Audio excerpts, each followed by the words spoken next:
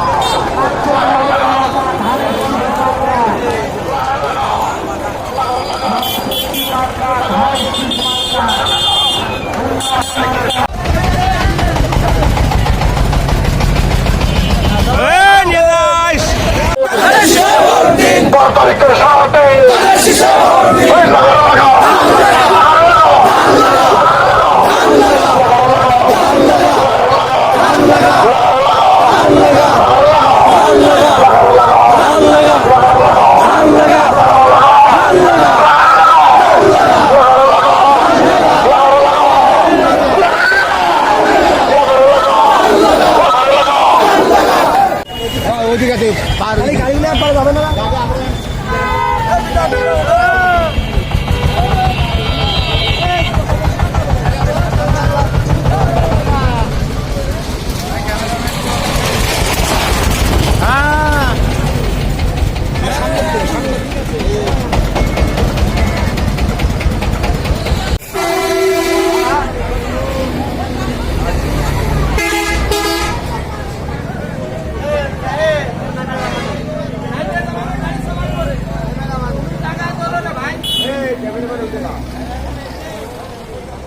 আর যদি পড়ে যাও আমার কোনো দায় দাবি নেই কি হয়েছে কথা কই বেড়া শোনে না আসলে